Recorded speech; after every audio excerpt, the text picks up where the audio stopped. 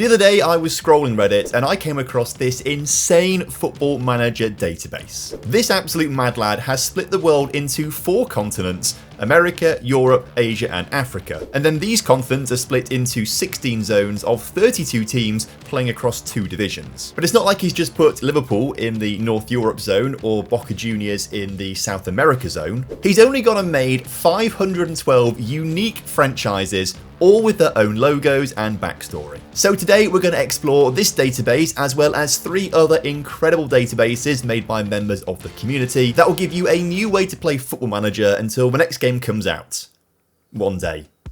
Hopefully. So let's take the Northern European zone for example. This is the top division of 16 teams, which is known as the first series. So for example, we've got teams like London Royals here. They play in Wembley Stadium, obviously they're based in London. But we also have Stockholm Krona, who are based in Solna in Sweden. We've got Oslo Vikinger, based up in Norway, and Dublin Celtics, who are based in Dublin, Ireland. So every team is completely new and is based in major cities across the world. Every team plays each other home and away to decide the winner of the league, who then move on to the World Championships. But more on that later on in the video. The bottom 2 teams get relegated to the second division, which is known as the Challenger Series. So in the Northern Europe Challenger Series, we've got a few of the smaller teams, or smaller cities, I suppose. So for example, Fleet here, this is Portsmouth Fleet, who hilariously play in Southampton St Mary's Stadium. But we've got other teams here, like this is Dundee Dockers, so obviously up in Scotland. And I like Jutland Strike, they're based over in Denmark. I think that's probably where Midtjylland play, I think, if I remember correctly. The team who finish top of the league get automatically promoted, whilst the next 4 teams go into the playoffs. But this isn't where the league just stops. There is more to this than meets the eye. Let me simulate forward towards the end of the season. Every continent has its own continental competition, known as the Masters. So there's 5 rounds, a quarterfinal, a semi-final, and then a final. The first round features every single team from the second division. Then in the second round, the first series teams come into this. So we've got Gunners here, London Gunners, so another London-based team, obviously based off of Arsenal here. They managed to win 3-0 against Leeds Whites, who are from the Challenger Series, the second division, so no wonder they won that. It's a knockout competition all the way to the final, where in Europe, Royals beat Gunners, so that's London Royals beating London Gunners, so a London derby for the final. So in the American Masters, we have 2 teams here. We've got Fieras de Leon, so they're based on Leon in Mexico, and they won 1-0 against, I'm not going to try and pronounce this team's name. It's got a really cool logo though. In Asia, we have Forward beating Voltage. So Forward is Yokohama Forward. Congratulations on your continental success there. They managed to beat Saitama Voltage, also from Japan. And in Africa, Zebras beat the Box. You love to see it. So this is the Gaborone Zebras from Botswana. That's pretty impressive. And they beat the Pretoria Box from South Africa. Also, Luc de Jong playing his football now in Botswana for the Zebras. I rate that. That's quite fun. So being champion of a continent is pretty cool, but you want to be champion of the world. That's even cooler. So although Zebras won the African Masters, they didn't win their league. That actually went to Tusks. So this is the KwaZulu Natal Tusks, based out in South Africa. So because they won their league title, they qualify for the Worlds. But that only gives you 16 teams. The Worlds need 32 teams to compete. There's also a 5-round qualification system to find 16 more teams for the World. So the first round is absolutely monumental because every team in the database can play. So by the time we get to the 5th round, 16 teams are also qualifying, and there's actually some second division sides in here. So Portsmouth Fleet, for example, are a second division side, and they've qualified. The Worlds start out with a group stage of 4 teams, so you can see the top 2 teams from each group qualify, and I think I saw in Group A, by the way, Portsmouth Fleet, the second division side, have qualified. Those 16 teams go into the first round, where again, Portsmouth Fleet have managed to get through. They were playing against Al Fursan Riyadh, who are in the Middle Eastern First Series, obviously based out of Riyadh in Saudi Arabia. Although with their key player being Eddie Nketiah, it's probably not the best team in the world. In the quarterfinals, Portsmouth, I'm rooting for Portsmouth Fleet here, by the way. They've now got to the semi-finals because they've won the quarterfinals in extra time against Galos de Belo Horizonte, based out of Brazil. And then in the semi-finals, oh my word, Fleet have done it again. This time they've done it on penalty shootout against Real de Madrid, essentially Real Madrid. Portsmouth are on the charge here, and they're taking on Sky Blues, who are Manchester Sky Blues, who are essentially Man City. That's what they're kind of based on. I've not yet played the final. I think we need to see this. So who have Portsmouth Fleet got in their team then? Oh, we can now properly see the lineups on this near side as well.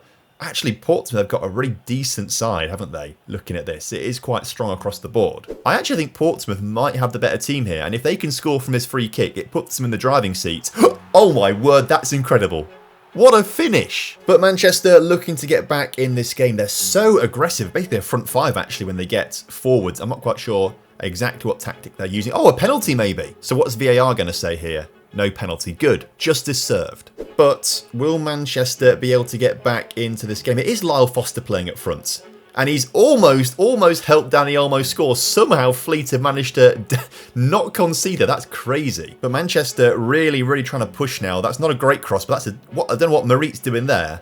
Why has he not caught that? If they now concede because of this, they have as well, and it's Lyle Foster with the goal. What was Alex Marit doing? Oh, we're heading into the final 10 minutes now. It's still 1-1.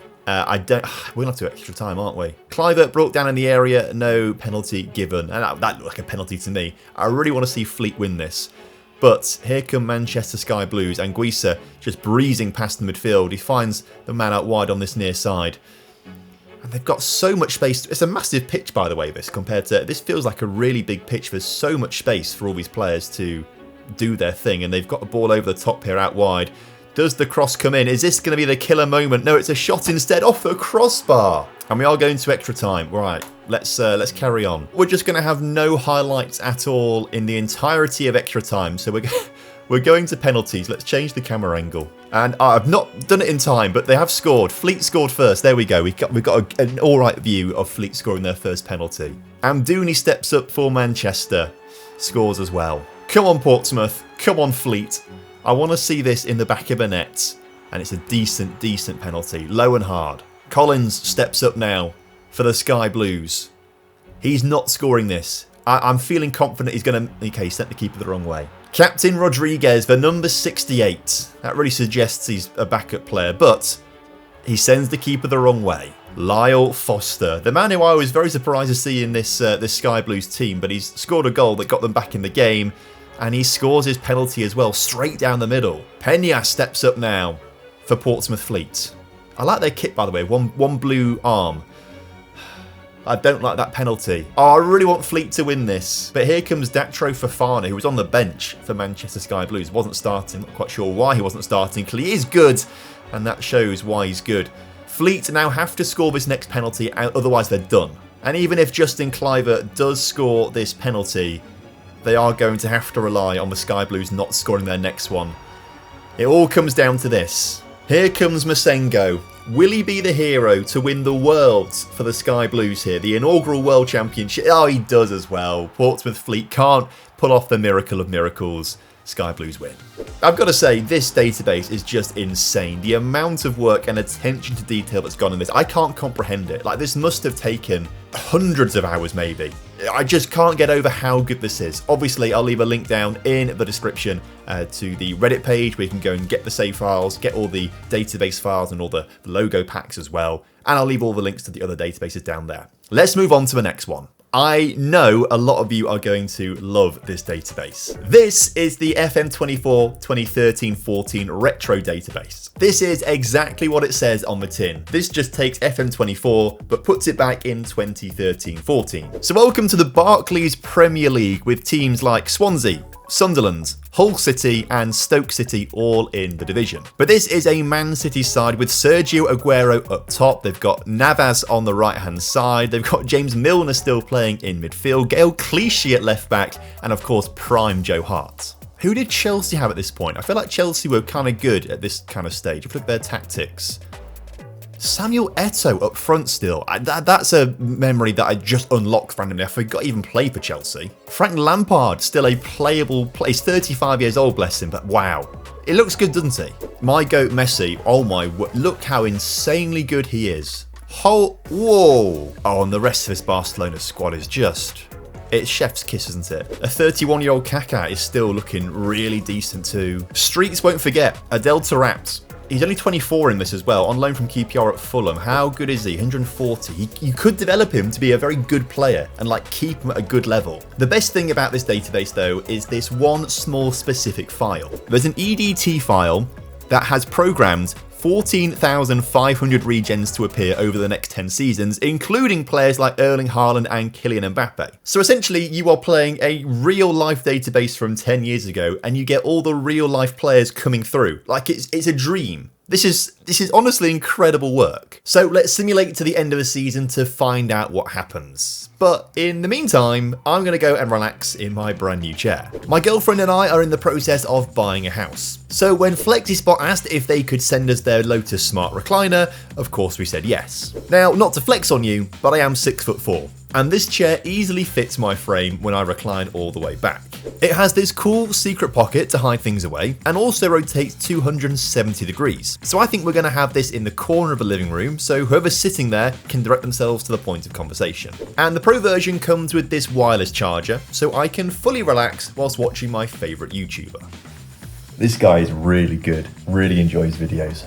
We've also chosen this cream ivory colour because we don't really know what colour our walls or other furniture is going to be, so this goes with absolutely everything. But there are a bunch of colours for you to choose from, as well as different models with slightly different features for different budgets. And currently, FlexiSpot have a huge sale going on, so you can make some massive savings if you buy before June 3rd. Just visit the link in the description or scan the QR code on screen. And as a quick aside, I've actually got a load of FlexiSpot stuff. I've had their sit-stand desk for years, and I've been using one of their desk chairs for the last year or so, and they've been incredibly durable. So if you're looking for any bit of furniture, I can really vouch for FlexiSpot. So by the end of the season, Robin van Persie is the top scorer in the Premier League, along with Shane Long and Darren Bent. What a trio, hey? But neither of them could stop Man City winning the title. They win it by 4 points ahead of Arsenal, who are just perennial second places at the moment, even in this database. La Liga is won by Real Madrid, with Barcelona coming in second place, Atletico quite a way off behind them, and Sevilla quite a way off behind them as well. Surprise, surprise, the Bundesliga is won by Bayern Munich, with Dortmund in second place and Bayer Leverkusen in third. But it's Hamburg in fourth place, which feels very different to real life, although they have just been promoted, haven't they? So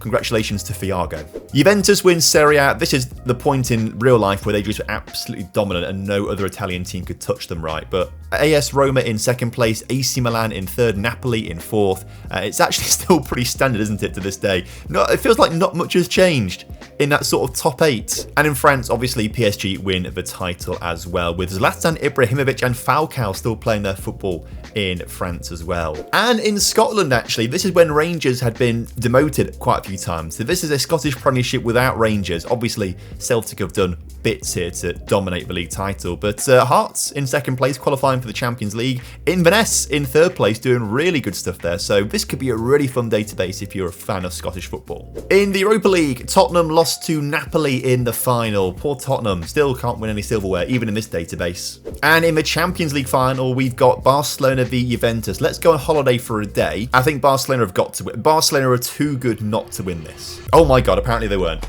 They lost to Juventus. So Juventus have rewritten the history books here, winning the Champions League. Chiellini and Carlos Tevez forgot even played for Juventus. I think this database is the one that you guys are going to like the most. This is so cool. Welcome to the World Super League. A 1,200 club footballing structure split over 6 tiers. This might be the definitive way to find the best football team in the world. It uses actual real life teams. So here we have the Premier League, the top 28 teams in the world according to the creator of this database, ranging from Arsenal down to West Ham. At this level, there is just one league. This is the top league. Below this level is Super League 1, where there are 6 different divisions. So we have the Championship, which seems to be made up of European teams essentially here, ranging from teams like Wolves to Feyenoord and Celta de Vigo.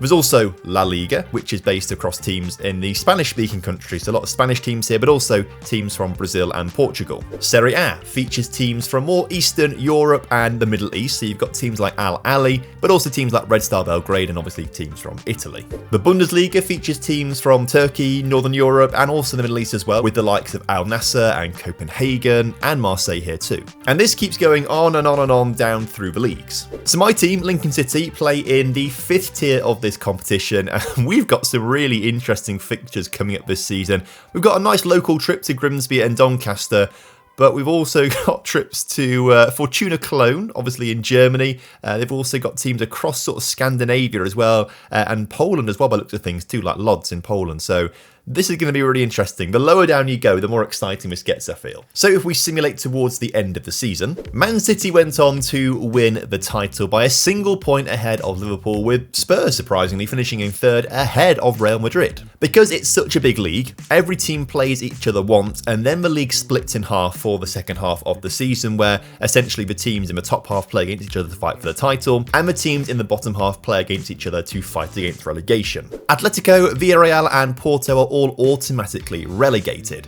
But Roma, West Ham and Juventus are all going into a playoff system. That's because, at least at the top level, the promotion and relegation is really interesting. The 6 winners of the 6 leagues in the division below aren't automatically promoted. They play against each other in a playoff format. So Getafe taking on Nice, Forest take on Marseille, and Bologna are taking on Internacional. Getafe, Marseille and Bologna all won, so they are now promoted to the top division. But the teams that lost do get a second chance. They're taking on the 3 teams who are in the relegation playoff from the top division, where unfortunately all 3 of the teams looking for promotion ended up losing. So West Ham, Roma and Juventus survive.